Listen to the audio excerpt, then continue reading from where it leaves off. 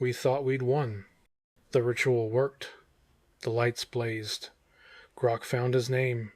For one brief daylight, we almost believed we could beat this place. We were wrong.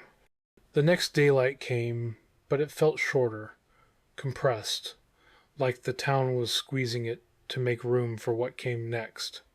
The bus was gone from Main Street, not wrecked, not crashed. Replaced? A shiny new 1950s version sat in its place, chrome trim, Colony X decals, seats upholstered in perfect red leather.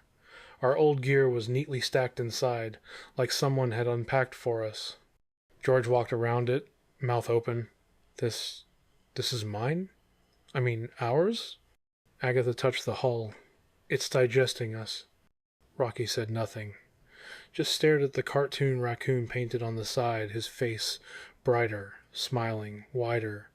Rafie whimpered and hid behind my legs. Fischl, in the fountain, had stopped his calm circles. He was swimming faster now. Frantic. Grok tilted his head. Hope residual from previous cycle, high. Projected night duration, 73% longer than previous record. We knew what that meant. Punishment. We barricaded in the new bus, stronger walls, better seals, brighter baseline lights. But when the click came, the night didn't just fall. It poured. The voices were everywhere.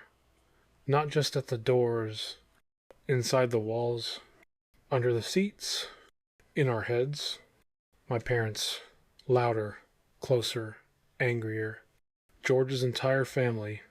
Rafie's brother, crying harder. Agatha's mentor, patient and kind. Let go, Agatha. You're tired. You've been dead for centuries. She stood again. This time, her eyes were clear. I am dead, she said calmly, and you're keeping me here. The lights plunged. Frost exploded across every window. Doors rattled like something massive was throwing itself against them. Rocky grabbed her.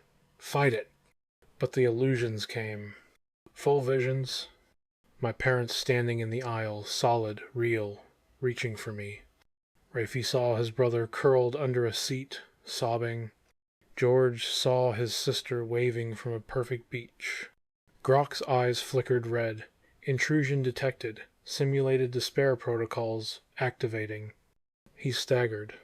For the first time, I failed you, he whispered. In every projection, I let Rafie die. The lights died to embers. Rafie screamed. I slammed my paw on the Plenimex patch. It burned. No, I shouted. We're not done. We're getting out. All of us. I started talking. Anything. Everything. Real memories. Painful ones. The ones I'd buried. The patch flared white-hot. The others joined, broken, desperate voices piling on top of each other. Stories. Promises. Tears. The lights surged back, brighter than ever. The illusions shattered. The voices screamed like we'd hurt them. The bus held. But the night, it wouldn't end. Hours became days. We took shifts, slept in snatches, told every story we had. Grok began reciting his own code like it was a lullaby. Rafie sang a song from home, voice cracking.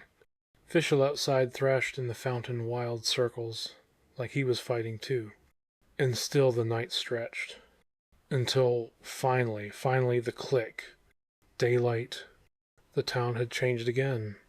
The bus was now part of a full depot. A schedule board listed routes. Colony X to nowhere. Departing never. Personal items from our luggage were in shop windows, displayed, and the welcome sign, formerly Colony 9, formerly Colony 12, formerly Colony 17, formerly Colony 23. A new line carved deep. Plenum X arrived. My patch went cold. George laughed until he cried. Agatha sat down hard. We just fed it a feast. Rocky looked out the window. At the edge of the void, more silhouettes now. All Rocky. All smiling. All tipping their Stetsons. Grok's voice was quiet. Hope sustained us. A pause. But it also sustained something else. In the fountain, Fischl stopped moving, floated still, then slowly turned toward us, and blinked again. The jukebox in the depot started playing on its own. A new song, slower, hungry.